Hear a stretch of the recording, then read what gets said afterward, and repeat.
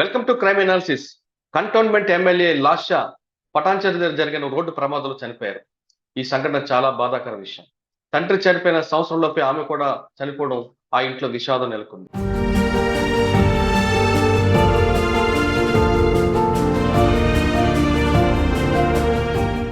అయితే ఈ ప్రమాదానికి ప్రధాన కారణం ఏంటి? హై స్పీడా లేదు వెనక నుంచి ఎవరైనా గుద్ది వెళ్ళిపోయారా అనే కోణంలో పోలీసులు దర్యాప్తు చేయాల్సిన అవసరం ఉంది. అసలు ప్రమాదానికి స్థానికులు చెప్తున్న ప్రకారం తెల్లవారుజామున జరిగింది. ఆమె ఇంటి నుంచి డ్రైవర్ తో బయలుదేరారు. సదాశివపేట వెళ్తున్న సమయంలో ఓఆర్ఆర్ పటాన్చెరు దగ్గరికి వచ్చేసరికి ఈ ప్రమాదం జరిగింది. ఆమె ప్రయాణిస్తున్న కారు లెఫ్ట్ సైడ్ ఉన్న రైలింగ్ తగడంతో రైలింగ్ లో ఇరుక్కుపోవడంతో ఆమె అక్కడిక్కడ చనిపోయినట్టుగా తెలుస్తుంది. అసలు వెనక నుంచి ఎవరైనా గుద్ది వెళ్ళిపోయారా, లేదు ఈ కారు ఓవర్ స్పీడ్ తో వెళ్ళి ఎవరైనా లారీకి గుద్ది అక్కడికి వెళ్ళారా అనే విషయంతో పాటు దర్యాప్తు ఏ కోణంలో చేయాలి, కేవలం ప్రమాదంగానే చూడాలా, లేదు దీని వెనకైనా కుట్ర దాగిందన్న కోణంలో కూడా పోలీసులు దర్యాప్తు చేసిన అవసరం ఎంత ఉంది. ఎందుకంటే ఎమ్మెల్యేగా గెలిచిన తర్వాత ఆమె మొదటిసారి లిఫ్ట్ లో ఇరుక్కున్నారు, తర్వాత బయటపడ్డారు. తర్వాత రెండోసారి నల్గొండ దగ్గర జరిగిన ప్రమాదంలో కూడా ఆమె బయటపడ్డారు. మూడోసారి ఈ రోజు ప్రమాదంలో ఆమె పూర్తిగా కోల్పోయారు.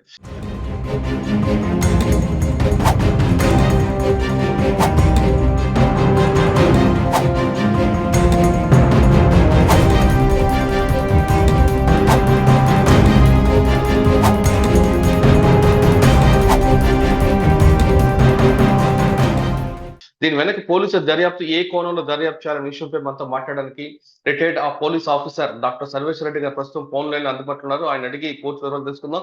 సార్ నమస్తే అండి. సార్ ఇప్పుడు ఈ కేసు చూస్తుంటే ఇది కేవలం యాక్సిడెంట్ కేసుగానే చూడాలా, లేదు దీని వెనక ఏమైనా కాన్స్పిరసీ ఉందని కోణంలో దర్యాప్తు చేయాలా? డ్రైవర్ లేడు, సస్పెక్ట్ వెహికల్ డ్రైవర్ లేడు, ప్లస్ వెహికల్ లేడు. అవును.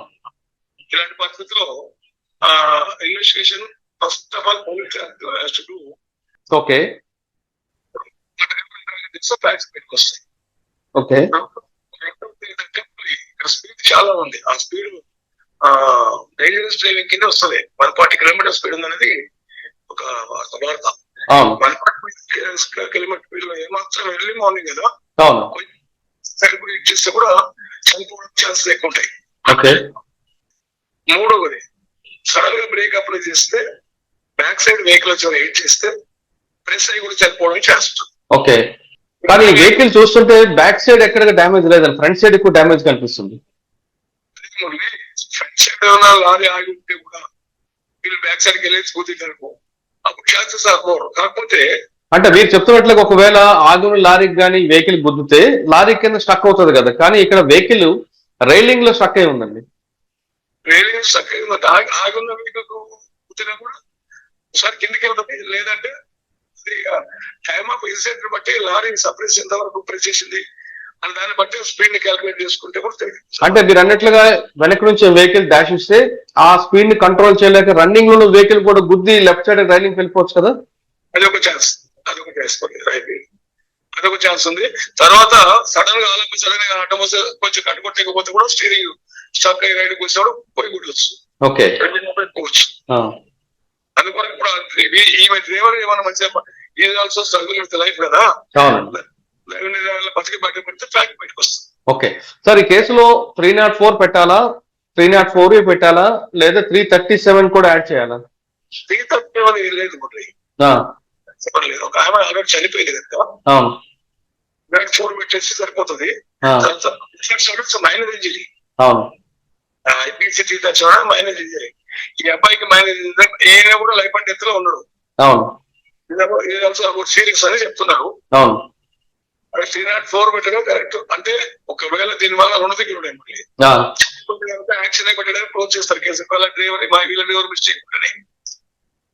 ఓకే, డ్రైవర్ ఎవరైతే ఎమ్మెల్యే గారు ఆయన కూడా ఇదైపోతే మాత్రం యాక్షన్ అయిపోయిన కింద కేసు క్లోజ్ చేస్తారు. ఓకే, లేదంటే నెగ్లిజెన్స్ ఆఫ్ డ్రైవింగ్ అని పార్ట్ ఆఫ్ డ్రైవర్ అన్న దాని కింద 304 కింద ఈయన ప్రాసిక్యూట్ చేస్తారు. సార్ 304A పెట్టచ్చా? 304 చాలంటారా? 304A minor punishment serious section కాదు అది. అందుకని అది యాక్సిడెంట్ అనే పాయింట్ ఆఫ్ వ్యూ క్రియేట్ చేసింది ఆ రోజుల్లో ఉన్నదని.